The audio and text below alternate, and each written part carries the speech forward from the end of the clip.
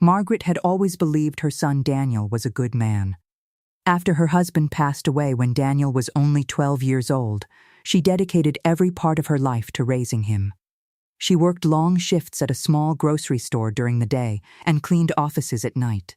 Many evenings she returned home exhausted, but she never let Daniel see how tired she truly was.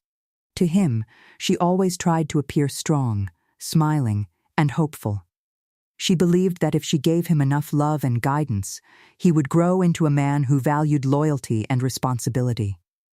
Over the years, Daniel did grow into a successful young man. He got a stable job, bought a small house, and eventually married a woman named Emily. Margaret still remembered the first time she met Emily. The young woman had arrived with a warm smile and a soft voice that immediately made Margaret feel comfortable. Emily treated her with kindness and respect, calling her mom from the very beginning. Margaret often felt grateful that her son had chosen someone so thoughtful and gentle. For several years their lives seemed peaceful. Daniel worked long hours, but Emily often visited Margaret. They would sit together in the kitchen drinking tea, sharing stories, and sometimes laughing over small things. Margaret felt like she had gained a daughter, not just a daughter-in-law. Then one day, everything changed. Emily was diagnosed with a serious illness. The doctors spoke carefully, using complicated medical terms, but the message was clear enough. Emily's condition was dangerous, and treatment would be long and uncertain. When Margaret heard the news, she felt as if the ground beneath her feet had shifted. But she promised herself she would stay strong for Emily. At first, Daniel seemed supportive. He went to the hospital often during the first weeks. He held Emily's hand, reassured her, and told her they would get through the illness together. Margaret felt proud watching him comfort his wife. But as time passed, something began to change. Daniel started visiting less often. At first, Margaret thought it was simply because of work.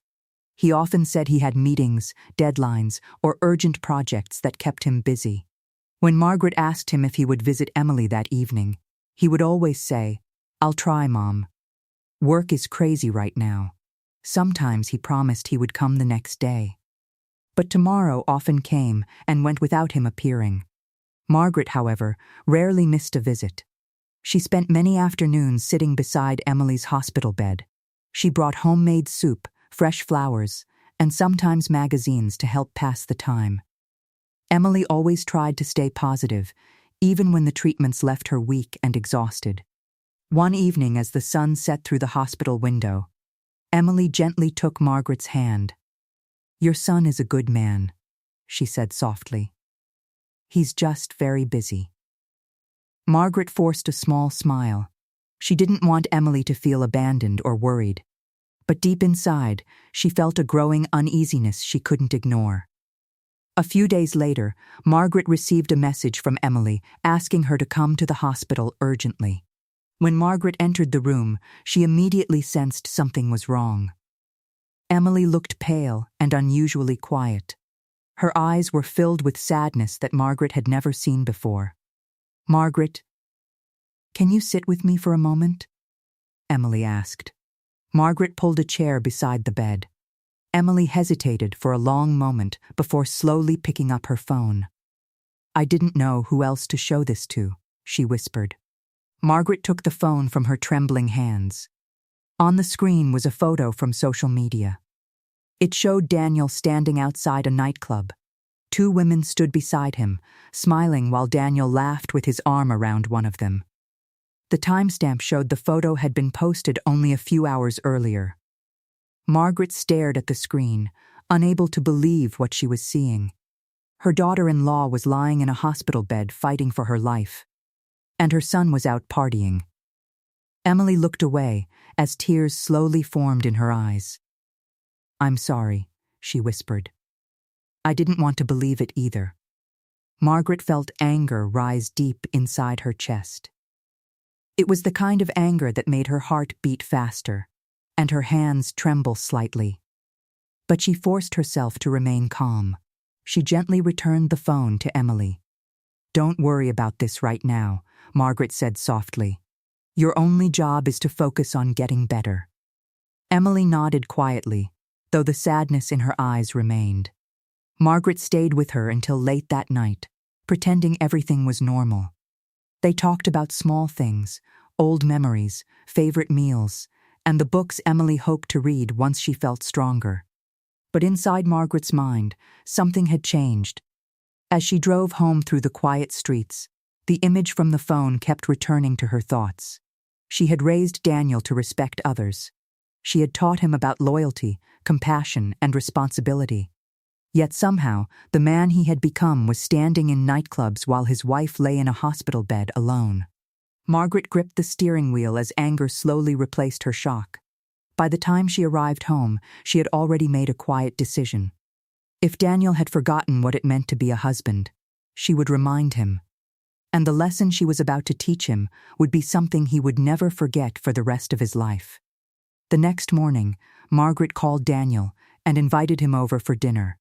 Her voice sounded calm, almost cheerful, and Daniel agreed without hesitation.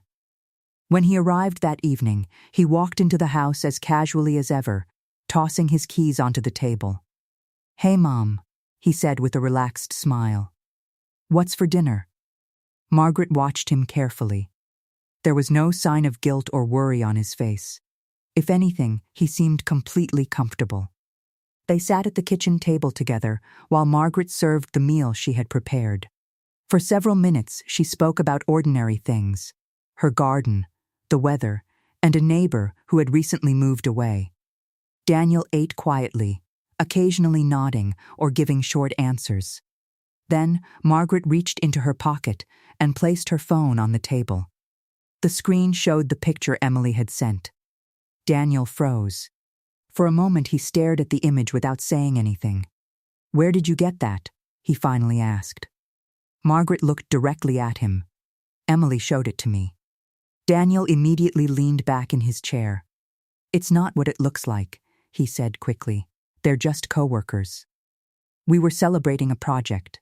Margaret's voice remained calm, but her eyes were steady. "Co-workers you take to nightclubs while your wife is lying in a hospital bed?" Daniel shifted uncomfortably. "You don't understand, Mom," he said defensively. "I've been under a lot of stress. Work has been overwhelming, and everything with Emily, it's just a lot."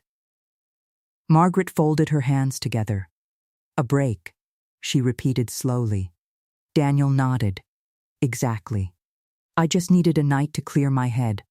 Margaret felt a deep disappointment settle inside her heart. Emily might not survive this illness. Daniel. The room became very quiet. Daniel stared at his plate for a moment before speaking again. "I'll visit her tomorrow," he muttered. Margaret leaned slightly forward. Tomorrow might be too late. Daniel suddenly pushed his chair back and stood up. "Why are you attacking me?" he demanded. "You always take her side." Margaret remained seated. "I'm not attacking you," she replied calmly. "But you are," Daniel insisted. "You're acting like I'm some terrible person." Margaret studied him carefully. "Because she deserves someone on her side," she said quietly. Daniel grabbed his jacket. "I don't need this lecture," he said angrily.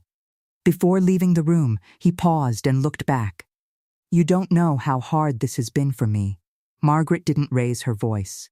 But the words she spoke next stopped him. "Imagine how hard it is for the person who is actually dying." Daniel stood there silently for a moment. Then he turned and walked out the door. Margaret listened as his car started and disappeared down the street. She remained at the table for a long time after he left. Part of her felt sadness, but another part felt something stronger. Disappointment. The boy she had raised would never have behaved this way. Somewhere along the way, Daniel had become someone she barely recognized. That night, Margaret began preparing something Daniel would never expect. She opened an old folder in her desk where she kept important documents, property papers, savings accounts, and legal records. Daniel had always assumed that everything she owned would eventually belong to him. But Margaret realized something very clearly. A person who abandons responsibility should not be rewarded for it. And soon Daniel would learn that his actions had consequences he had never imagined. 2 weeks passed, and Emily's condition continued to worsen. The treatments that once gave her small moments of strength now seemed to drain what little energy she had left. Margaret spent nearly every day in the hospital room beside her, adjusting her pillows, bringing fresh water, and speaking softly to keep her company. Daniel visited only once during those 2 weeks. When he did appear, he stayed less than 30 minutes. Most of that time he sat quietly in a chair scrolling through his phone, while Emily tried to smile and pretend she was happy to see him. Margaret watched silently from the corner of the room. Something inside her heart broke as she realized the painful truth. Her son wasn't simply overwhelmed. He had emotionally abandoned his wife. One evening, after Daniel had left, the hospital room fell into a quiet stillness. The soft sound of machines filled the space as the sun slowly faded beyond the window. Emily looked at Margaret with tired eyes. "Can I ask you something?" she said gently. "Of course," Margaret replied, pulling her chair closer to the bed. Emily hesitated, as if the words were difficult to say. "If something happens to me, promise me you won't let Daniel destroy himself."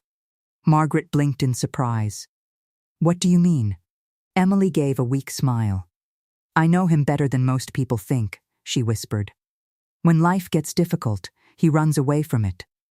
Margaret squeezed her hand gently. "You're going to get through this," she said softly. But Emily slowly shook her head. "I can feel my body getting weaker," she said. "I just want to know someone will remind him how to be the man he once tried to be." Margaret felt tears form in her eyes, but she didn't let them fall. In that moment she understood something important. Daniel wasn't only hurting Emily. He was slowly destroying his own character. If he continued down this path, the consequences would follow him for the rest of his life. And sometimes, the only way someone truly learns is through consequences. A few days later, Margaret scheduled a meeting with a lawyer. The office was quiet and professional, filled with shelves of thick legal books. Margaret explained everything carefully, speaking in a calm voice even though her emotions were heavy. She discussed her house, her savings, her investments. The lawyer listened closely before asking one final question. "Are you certain about this decision?" Margaret nodded slowly. "My son believes everything I own will eventually become his," she said. She paused before continuing.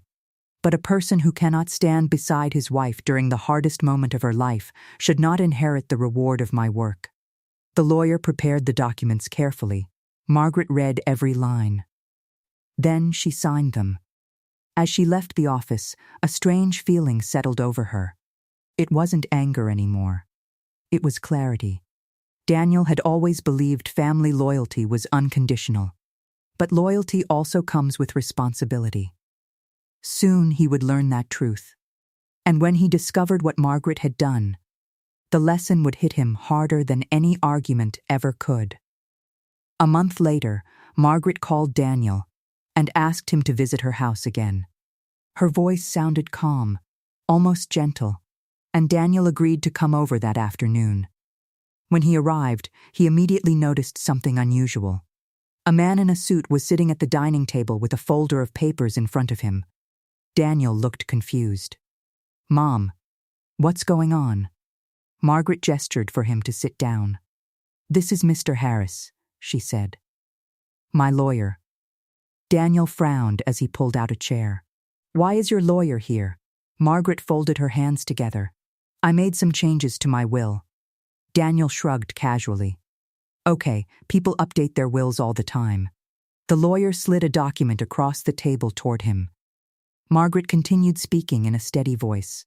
"I've decided that everything I own, my house, my savings, and my investments, will be donated to a medical charity that supports families dealing with terminal illness." Daniel blinked in confusion. "Wait. What?" Margaret continued. "The charity helps patients who cannot afford treatment. It also provides support to families during difficult times." Daniel looked from the paper to his mother. "You're joking." Margaret shook her head. "No." Daniel's face slowly turned pale. So, what exactly does that mean? It means, Margaret said calmly, that when I pass away, you will inherit nothing. The words hung in the air like a sudden storm. Daniel pushed his chair back slightly. That doesn't make any sense. I'm your son. Margaret nodded. Yes, you are. Then why would you do this? He demanded. For the first time, Margaret allowed her emotions to show.